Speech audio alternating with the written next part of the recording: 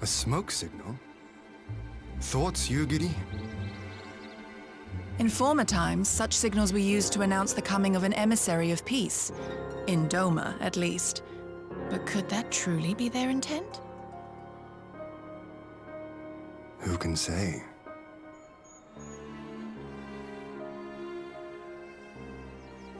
Whatever they want, we cannot simply blast them out of the sky. Not when they were so gracious as to honor one of our cherished traditions. I would not have it said that we Domans want for propriety. Then I shall go and reconnoiter. Nay, that won't be necessary. We will meet them openly. I would welcome this student of Dorman history in person, whomsoever he or she may be. As you wish, my lord. I shall arrange for a signal of our own to be fired in answer.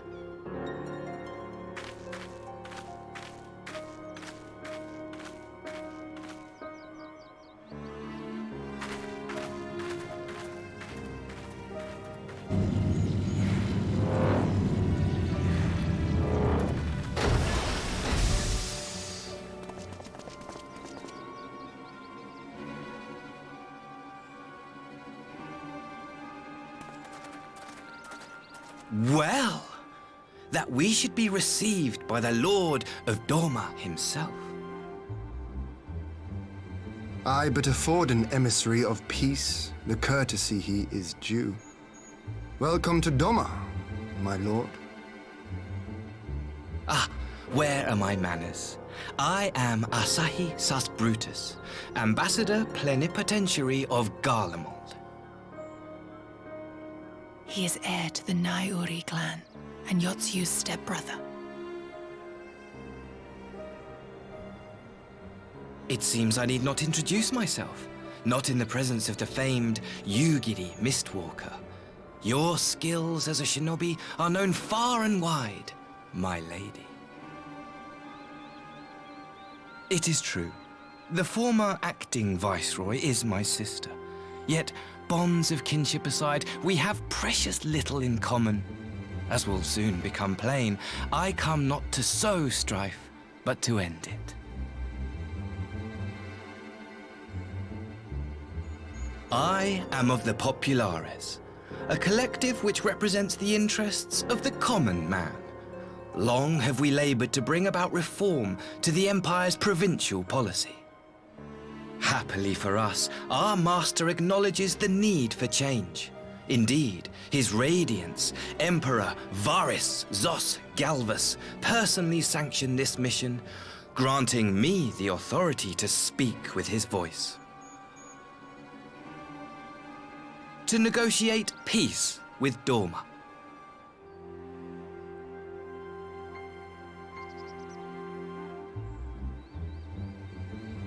Well then, we have much to discuss. Will you accompany me to my hall? Gladly, my lord.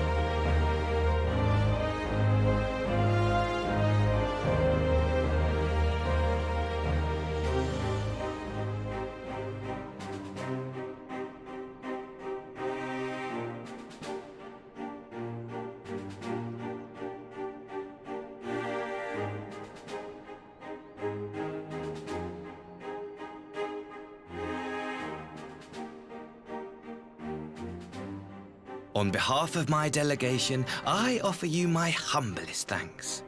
Never did I imagine that I would meet the gallant and noble Lord of Dorma himself, nor be welcomed into his magnificent hall. You'll forgive me if we forgo the pleasantries. You say you are come to negotiate peace. Unless I am mistaken, such negotiations are typically conducted between sovereign nations. I was not aware that the Emperor had recognized Dorma's sovereignty. His Radiance has yet to do so, that much is true. Know, however, that he has expressed willingness to cede Dorma to her ancestral masters and treat with her as a friend.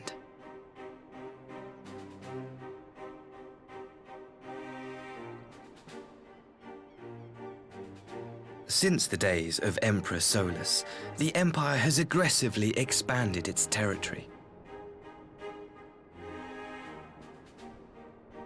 While you may not agree with our founding father's policy of expansion, I believe there is room for discussion on the matter of his lifelong goal, to rid the world of icons.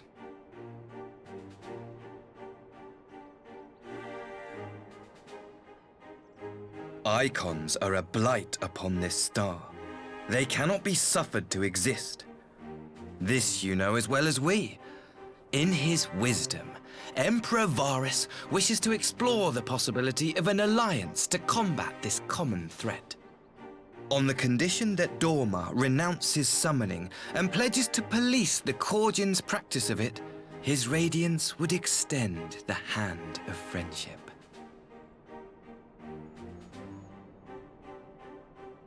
Dorma has never shown any appetite for summoning, and it should go without saying that we will address any threat to our people, icon or otherwise.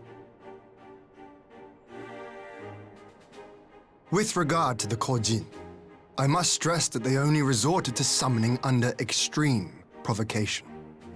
When the Ruby Sea was at peace and their sacred relics safe, they looked not to their kami for protection. Yet even now there are certain parties who would destabilize the region with ill-conceived military forays. Unless they alter their course, we cannot hope to be rid of icons. Quite. I can but apologize. In seeking to eliminate icons, the Empire creates them. 'Tis an irony among ironies, one with which the people of Eorzea are well acquainted, I am told. Indeed. Many summonings are the result of persecution, the weak being driven to call upon the divine for deliverance from the strong. So it was in Alamigo, the bitter fruit of Garlean oppression. A tragic state of affairs. If we are to put an end to summoning once and for all, it shall not be through might, but harmony. Yet we continue to repeat our mistakes, oblivious to the lessons of history. My comrades and I would change all that. We, Populares, have campaigned long and hard for a shift in imperial policy. And at last, the Emperor has seen fit to lend us an ear. Alas, there is a faction within Garlemald that would obstruct our every attempt at reform. A collection of pure-blooded Garleans who seek to consolidate their own supremacy. The Optimates. Lest you wonder, theirs was the hand that loosed our forces on the Confederacy. 'Twas a regrettable incident, one that flies in the face of everything we believe, and I swear to do all in my power to prevent a reoccurrence. That would be most welcome. But if I may speak plain, if the Empire itself is not of one mind, how can we be certain that any peace we negotiate will be honored? I cannot blame you for doubting us. Indeed, I should find it strange if you did not. And so, in the name of building trust, I would like to make a proposal. A prisoner exchange.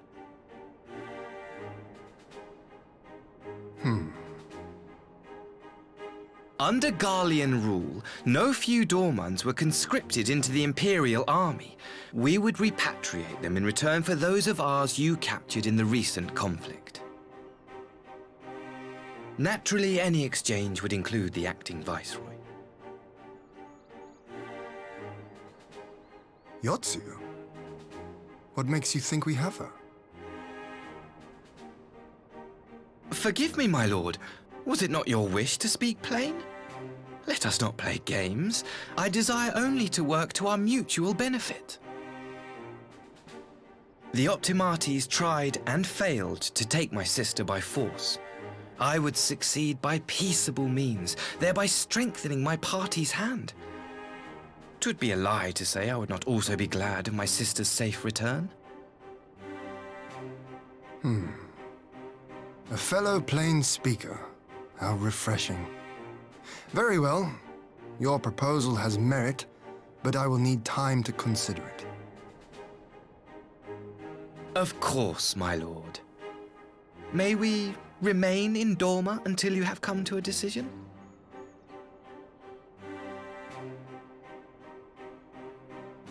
You shall be our honored guests. Yugiri, I leave the ambassador and his retinue in your care. See that they are well looked after.